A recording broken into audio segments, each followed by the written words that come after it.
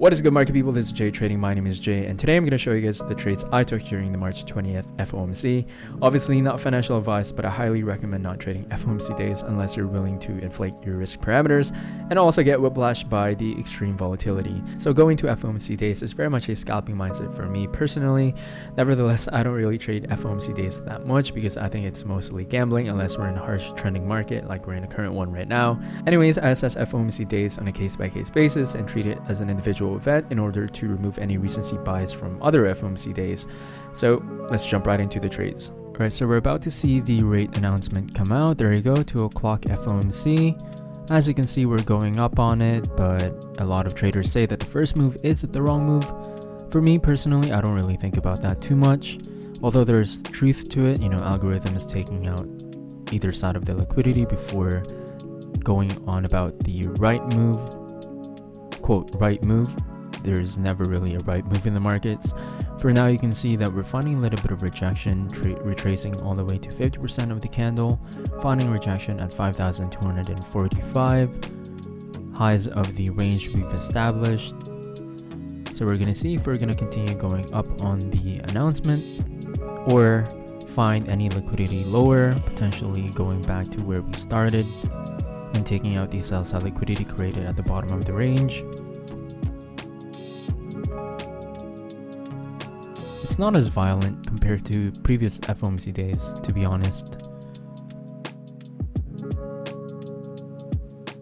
We're just establishing a new all-time highs on the ES. There you go, tag the 5,260. And as you can see, failing to push higher. See, with that candle right there, that's gonna take you out real quick.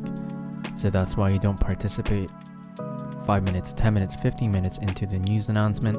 So if it's gonna break that previous high right there, it's gonna tend to run for 5 points at least, even to 10 points. But my plan is to do buy limits and just watch it run above for a breakout. Obviously, there's a potential for it to grab that liquidity and seek lower prices, but with this type of price action, I'm seeing a lot of momentum to the upside. Almost there. There you go, tag 2 contracts in on the ES, 1000 tick chart right now. And as you can see, barely any drawdown on that one. See, we're breaking out and finding a lot of momentum to the upside. Now I'm putting my break even stop loss right there because if it goes down, that means that it is a wrong move. It is just a liquidity grab before going to the downside. So for now, I'm seeing that there's still a lot of momentum to the upside. Although I can get out right now, there is still a high potential for it to go to the upside, but I'm going to push my stop loss. Oh, there you go, we got tagged out. I just wanted to secure some profits, given the fact that it was a no drawdown long. And as you can see right there, I've put another buy stop just because I'm seeing more momentum to the upside, but I could be wrong. But once again, the same idea applies. Breakout run for 5 to 10 points even, then break even stop and see if that continues to run. But I'm seeing a little bit of hesitation here, so I'm just gonna keep it at 1 contract right there. 1 contract buy stop on the ES. Actually, this is quite a tricky spot right now. We're not seeing the momentum that we want to the upside. So if ever we do break out, we might see a liquidity grab before we go down. I'm actually gonna try to get out of that position, but I'm gonna see if we retest this previous highs first. Okay, we're breaking down below it. I'm gonna exit out of that buy stop. As you can see, that was a pretty good stop out of my first position on those 2 contracts. Got out for 137.50 each. Now if we test the VWAP and bounce off of it and get above 5,250, I think I'm gonna get long because this area is pretty much the retest once again of those range highs. So a discounted area. Now we might not test the VWAP, so I might just get long right here. Sell stop just below the lows we've created. Again, the current move right now, very short term move, is to the downside. So we might fill in a little bit more liquidity before taking higher prices. Should I move? No, I'm not gonna move it. I'm not gonna move my stop loss. I've done it way too many times and it doesn't end well for me. So as you can see, got close to my stop loss right there. My price target would be the 5,267, or to be conservative, just the 5,260 level. So still greater than a 1-to-1. Okay, we're back to break even. Now let's see if we're gonna push higher. But I'm gonna push my stop loss to break even just to be safe. There you go, got tagged out. Unfortunate, but it is what it is. Part of my strategy. Once I'm green, put my stop loss to break even just to be safe. When I'm green on a position, I really try to have a stop loss at break even, especially in high volatility events. And because oh, there you go, we're going higher after getting tagged out. Unfortunate, but it's all part of trading. Let's see if we're gonna tag 5,260 or even higher. If we do, I swear,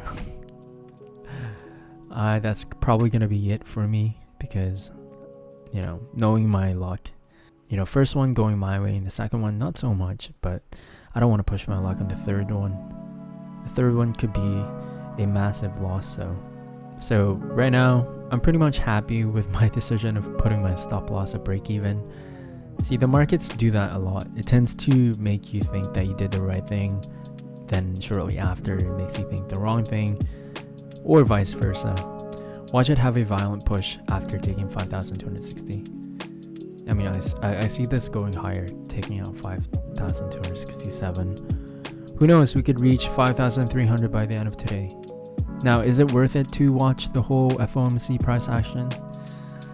For me personally, if you're somewhat new to the markets, maybe, just so that you can get familiar with the volatility, but it's not worth it, to be honest, because it pulls you in to trade any price movement. So if you're susceptible to that, like me, closing the charts is the correct solution. I mean, 3 o'clock is definitely going to be my hard stop. Power hour plus FOMC, sounds like disaster. I mean, power hour is already hard to read because you have MOC. Then you have FOMC, so a lot of MCs right there. Anyways, yeah, that's gonna be it for me. The fact that we went lower after making an attempt at making a second attempt at another high, and now we're making a third attempt at another high potentially. Yeah, it's just not clean right now. So that's gonna be it for me, guys.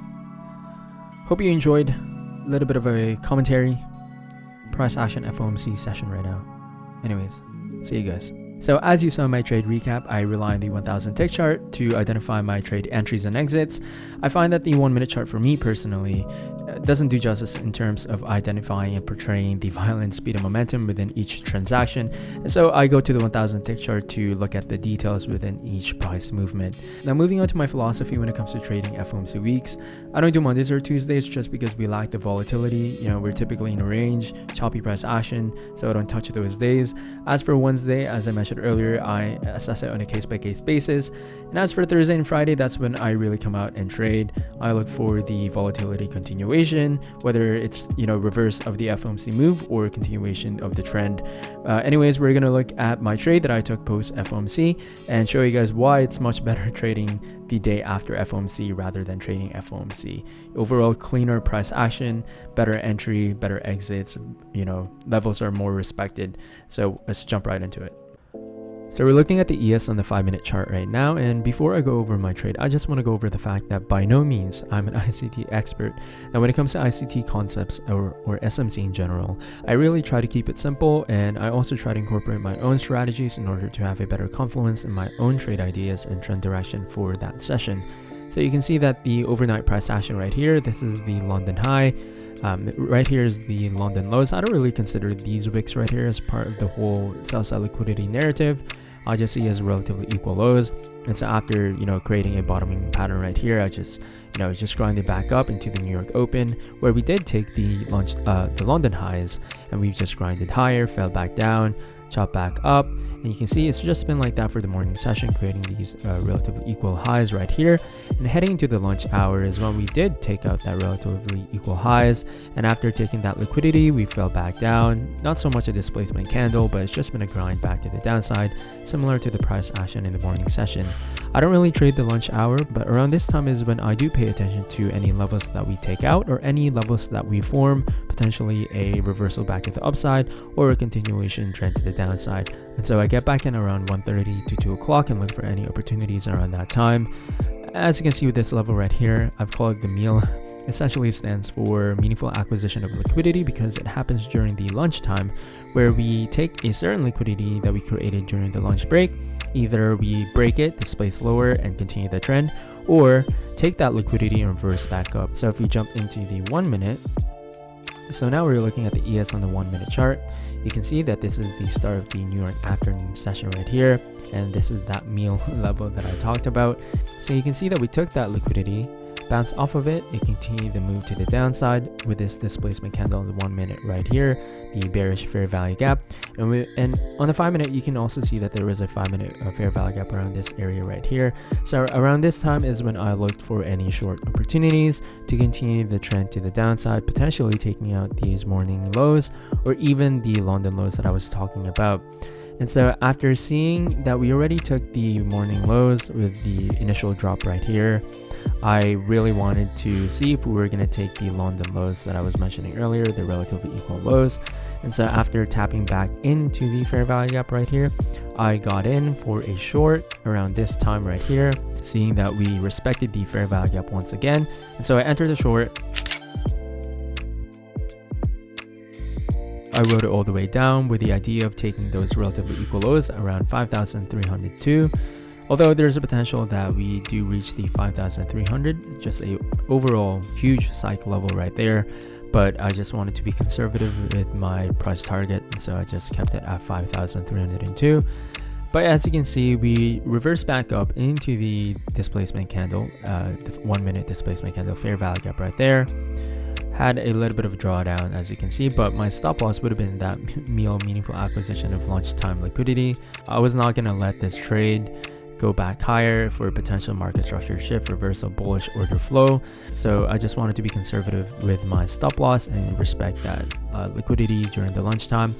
But as you can see, got close to it, then it fell back down, respecting the 5 minute and 1 minute fair value gap. And as you can see from then on, it's just been a massive sell to the downside, 1-2 wicks to the upside before taking the relatively equal lows that I was mentioning. And so that's when I took profits, and I was essentially done for the day. Although there was a possibility that we were going to test the cycle level of 5,300, I just didn't want to play with fire and have a potential bounce to the upside with the liquidity taking during the London lows already. So that was that for the Thursday session, March 21st. So as you saw in that Thursday trade, the price action post FOMC is much better, cleaner price delivery, and the levels are more respected. And that is the reason why I just trade the Thursdays and Fridays and just opt out of the Wednesdays typically. Anyways, that is it for today's video. Hope you gained value from it. If you did, hit the like button and also subscribe to my channel to see more content like this. As always, I appreciate you watching this video until the very end. Trade well, and I'll catch you in the next one. Bye.